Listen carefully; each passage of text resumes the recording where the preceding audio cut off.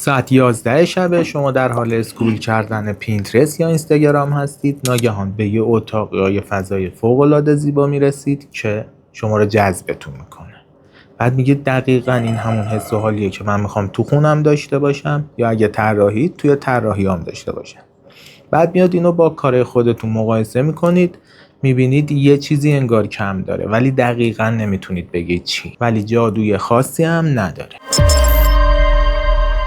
سلام، من امیرعلی یزدینیا هستم. اگه تازه به این کانال پیوستید، اینجا جاییه که میخوام بهتون کمک کنم خونتون رو بهتر طراحی کنید. توی این ویدیو میخوام چند تا اشتباه رایج طراحی رو بهتون بگم که بی صدا فریاد میزنه این کار مبتدیه، این کار ضعیفه، و مهمتر از همه راهکار بهتون بگم که این اشتباهات رو اصلاح کنید. خب شروع کنیم.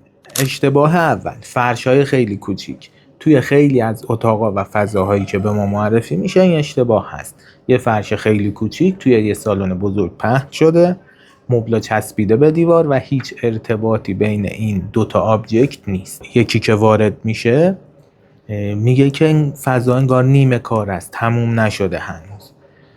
راه حل این کار چیه؟ اینه که شما حداقل پایه‌های صندلی رو بیارید روی فرش، مبلمانا رو نزدیک کنید. این کانکشن و ارتباط بین آبجکت رو برقرار میکنه و توی فضا یه حس گفتگو و گرمی رو ایجاد میکنه. با این کار فضاتون خیلی دلنشین و دلچسب میشه. اشتباه دوم، نصب تابلو خیلی بالا. بعضی از پروژه ها رو میبینیم یا خونه ها رو که میبینیم تابلوها اومده خیلی نزدیک به سقف چسبیده شده و این گپ و فاصله ای که بین تابلو و زمین حالا یا مبلمان هست یه حس عدم کانکشن و یه حس عدم ارتباط بهتون میده. خب راه حلش چیه؟ ببینید تابلوها باید توی تراز چشم قرار بگیرن، یعنی فاصله شون از زمین بین 145 سانتی متر تا 160 سانتی متر تقریبا باشه و این فضا کمک میکنه که یه حس ارتباط با مبلمان یا اون کاناپه‌ای که زیرش هست یا حتی زمین برقرار کنه. حالا اگه زیر اون تابلو مبلمان یا کاناپه‌ای هست، این فاصله رو کمترم بکنید بهتره. این فضا، این کانکشن و این ارتباط یه حس خوب به این فضا میده. اشتباه سوم، فقط یه چراغ سقفی. حالا قبلا هم یکم درباره‌اش صحبت کردیم. ببینید همون نور شدیدی که از یه چراغ سقفی میگیرین و کل فضا رو میخواید با این نور روشن کنید. ببینید نور پردازی باید لایه لایه باشه.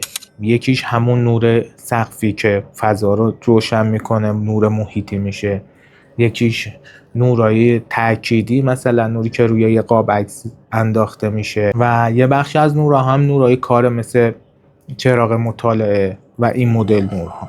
ببینید ما سایه ها رو نیاز داریم کنار نور. اگه یه فضا با یه نور کلی روشن بشه حس خوبی نداره.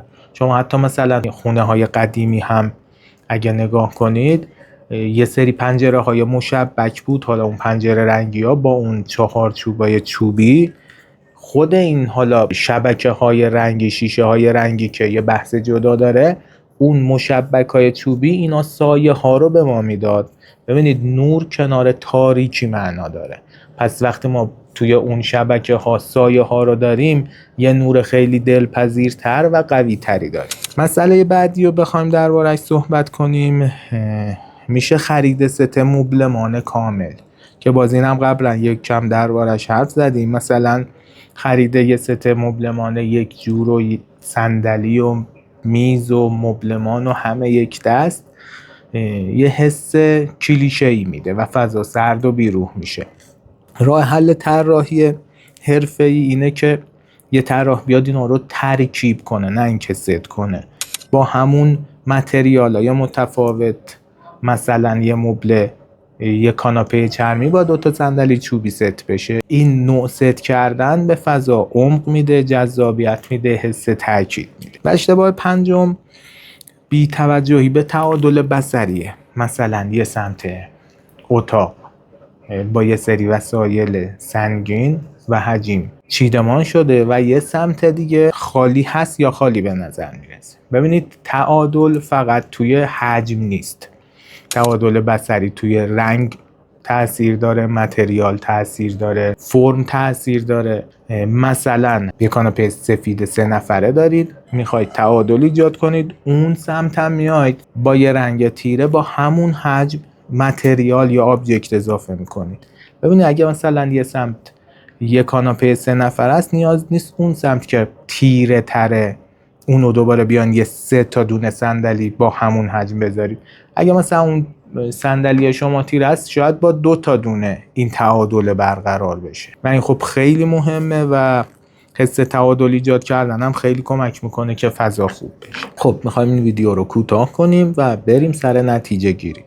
ببینید وقتی این 5 تا اشتباه انجام ندیم، فرش کوچیک، تابلوهای خیلی بالا، نور پردازی با تک چراغ، ست کامل مبلمان، تعادل بصری، اینا رو اصلاح کنیم، فضای خونمون یا طراحیمون میره شبیه میشه به همون فضای خوبی که تو پینترست یا اینستاگرام میگفتید چقدر این فضا خوبه. خب به پایان این ویدیو رسیدیم.